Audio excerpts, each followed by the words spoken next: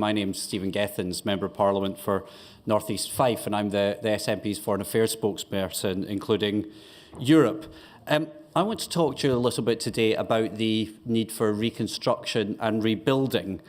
Just over the weekend, the Brexit Committee produced its latest cross-party report saying that we should consider shifting the date for the EU. And just over lunchtime today, it looks like there's been some kind of transition deal done between the Commission and the UK Government, or the Council and the UK Government, but a lot of the hard bits have been fudged, and a lot of industry, such as the fishing industry, who were looking for a lot more, will be disappointed. I think it's fair to say that so far, things aren't going terribly well. But I think regardless of whether or not you feel it's going well, if you voted Leave or Remain, and I say this as somebody who's passionately pro-European and wants to see Scotland remain a part of the EU, I think it's important for all of us to start looking at how we can rebuild our relationship with the rest of the European Union. I think there's even recognition at the top. If you sort of read between the lines, we've moved on, the language has moved on to talking about a deep and special relationship by the EU being used by the Prime Minister almost as much as strong and stable was used in last year's Brexit general election. However Brexit looks at the end of the day, there needs to be a recognition that the EU will continue to be the UK's most important partner for business, educational institutions, security, opportunities for young people. There has to be a recognition around that.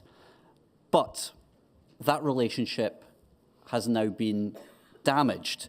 There's no question that there's a sense of bitter disappointment amongst our most important European partners over what's gone on in the United Kingdom over the past 3 years. The UK was a key part of the European project, and it's fair to say that many people feel enormously let down. I think that's why the language around what happens next is so important.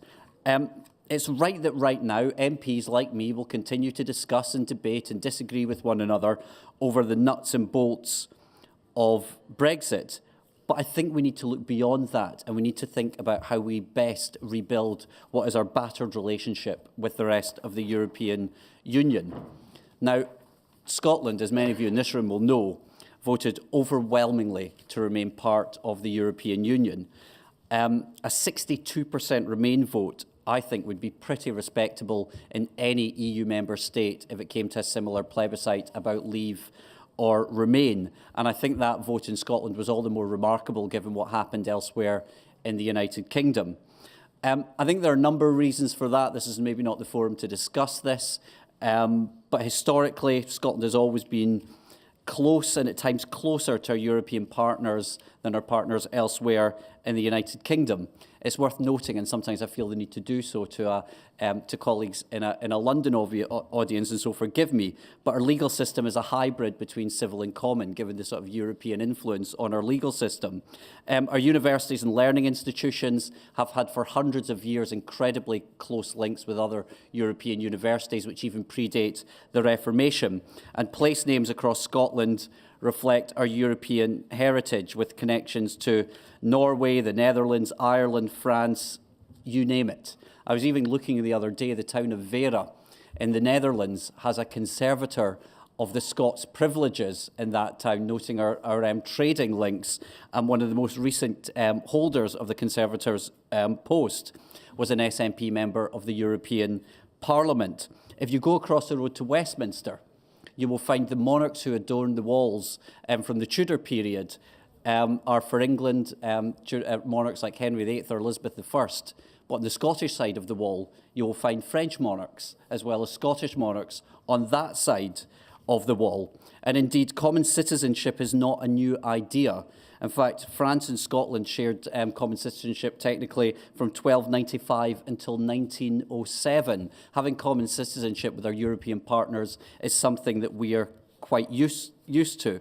And as I've spoken to EU nationals who live in my constituency, they have every right to call themselves a Scot as much as I do. And one colleague told me the other day that she was considers herself a Scot of Italian origin. More importantly than these issues around identity and citizenship are other areas that maintain close links. If you look at some of our businesses, the food and drink sector, relies on the single market. And I talked about the fishing industry, which rightly felt let down by our membership of the EU, relies on that single market to get fresh produce to the restaurants of Madrid, Paris, Brussels and elsewhere. The tourist industry that relies so heavily on people being able to come over, but also the EU nationals who work there. Universities and research funding, financial services. For us, this is why freedom of movement has never, ever been a problem and something that we still want to keep and something that we aspire to. Now, the Scottish and UK governments haven't agreed on much recently during this Brexit process. One thing that the analysis do agree on is that Scotland's GDP could be hit by up to 10%. 10% of our GDP. That's an enormous price to pay in terms of our economy, but also in terms of public services, because it's the taxes from GDP that eventually pay for those public services as well.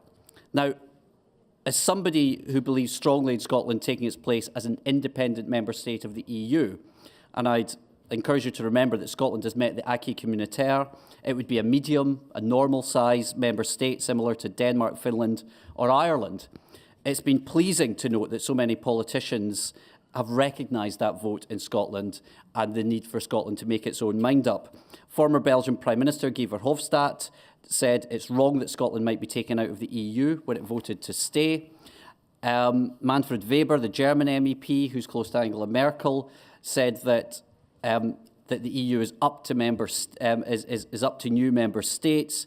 Even Jean-Claude Juncker said that Scotland has won the right to be heard in Brussels, and there were even Spanish EPP members who were talking positively about Scotland being a distinctive situation from that in Catalonia. And even the Swedish Prime Minister, Carl Bildt, has noted Scotland's determination to remain in the EU single market.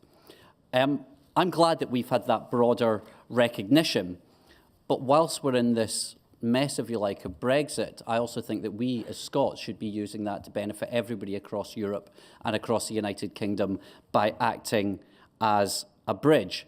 So regardless of whether or not Scotland becomes independent, and regardless of whether or not how the UK's relationship looks, I think Scotland needs to seize the opportunity to act as a bridge to our close partners in the UK, but also our close partners in the rest of Europe as well. I think we should build on the political recognition, the business and cultural links that Scotland has built with the EU over the past decades and the rest of Europe over centuries.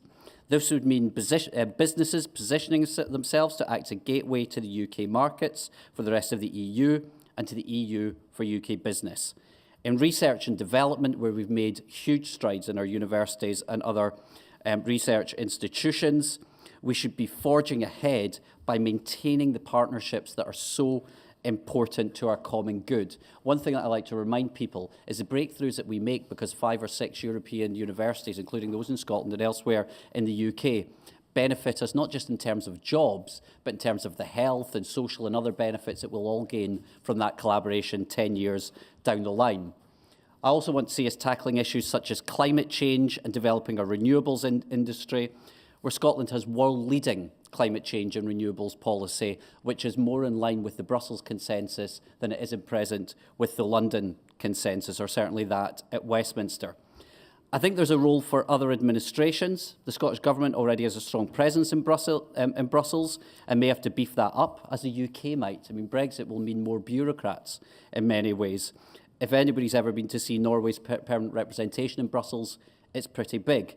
The Scottish Parliament, Scottish local authorities, Scottish industry, Scottish Law Society have strong presence in Brussels, reflecting the importance of the European Union to every single walk of life. In conclusion, this is fundamentally about protecting our relationship with the rest of Europe. We firmly believe that the best option is to remain part of the European Union. That's number one. That is the best option, is to remain part of the European Union. The next best option is to remain part of the Single Market and Customs Union, even though that compromise that we've offered, and it is a compromise, would be damaging to our economy.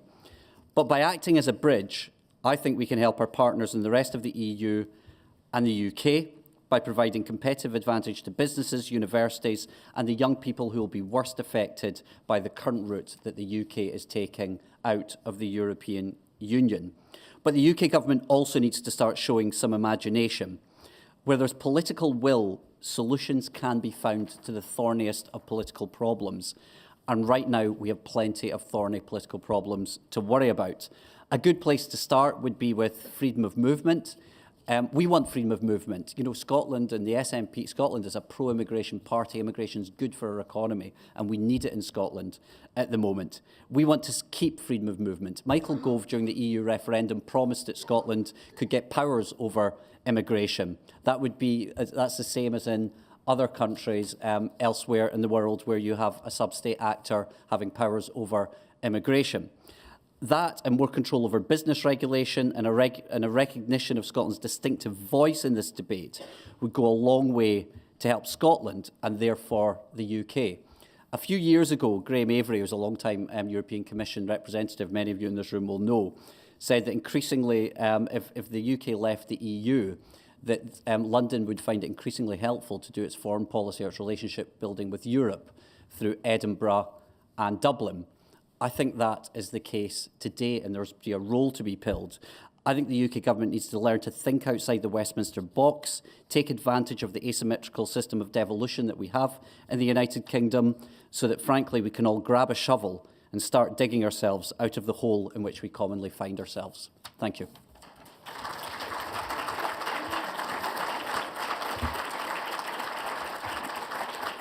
Now, looking, and I am open to questions as well. I think we've got one here from you, sir. Yeah.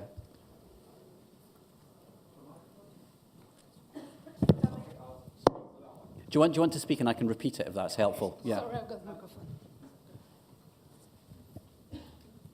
Thank you for your speech. 62%, I think you said, Scots voted to remain in Europe. In London, in my constituency, 80% voted to remain. And I think the whole of London is something like 70%. I'm not exactly sure of that number. So it's not just Scotland. I very much value the fact that Scotland wanted to remain. But there are many other parts of the UK. Practically all the big cities of the UK want to remain. I fear with your approach, which I understand, I know the historical links between Scotland and Europe, the danger with it is you're starting to build bridges before we've left. We're still in the EU. We need to fight to stay in the EU. And the danger with your approach, it's rather like Remainers who are kind of giving up and saying, well, it's going to happen, so I go along with it. Let's find the best solution. Please be careful. Put your energy into fighting Brexit, like Vince Cable, like other people. We've got to stop Brexit, not to start building bridges. If I can do this, allow other people to get in. I'm fighting Brexit every single day. As I said in my speech, we don't want to leave the European Union.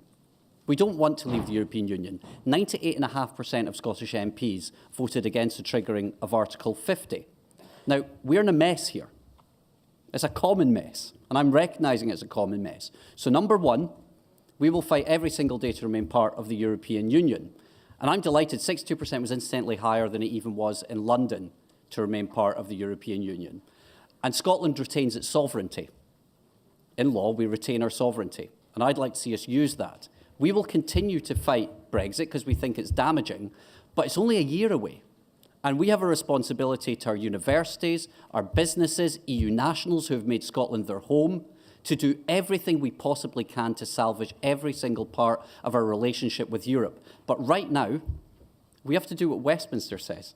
And Westminster is committed to taking us out of the European Union. So that's something we have to be as constructive as we possibly can on this. And we're trying our best. And actually today is something that I'm trying to reach out to other people and saying, look, in the future, the relationship is damaged. Even if the UK stays in the EU, there's been a damage to the relationship. And we can help rebuild that to what are our most important partners elsewhere in the UK and elsewhere in the European Union as well. And I think, do I have time for another question? Yeah. There's a gentleman who's had his hand up there, and I'm very happy for the lady with the microphone to pick out anybody you like as well. Could Scotland and Northern Ireland be given the option to remain in the EU while the rest of the UK leaves? There was a precedent in 1973 with the Faroe Islands. Mm-hmm. They left the common market and Denmark stayed in. Could that be an option? There's actually a more recent precedent than that when, of course, but a similar one to the one that you raised, when Greenland, so one part of an EU member state actually left, and another part remained. And although not in terms of geography, but certainly in terms of population and economy, the bigger part remained in. There is precedent. So there were options after the EU referendum. There was much talk about a reverse Greenland taking place, whereby Scotland remained part of the United Kingdom, as did Northern Ireland, but remained in the European Union. The only thing that's getting in the way of that is everybody says, oh, it can't be done. It can be done. Now, one thing that the EU has shown itself to be, you can criticise it all you like, but when you take in 28 member states, you need to be flexible, you need to show imagination. And the EU's shown a great deal of imagination. So I think that route was one that was perfectly possible, and actually it's one that we discussed and debated and raised, but it was one that was vetoed in Whitehall, unfortunately. But again, this is where, and this is why I'm making this speech today, is that we need to start showing a little bit of political imagination. I think everybody in the UK needs it, and also our partners need it as well. Before I get hustled off stage, I can... Sorry. Yeah. I might have one last question. Is that okay? And then I can...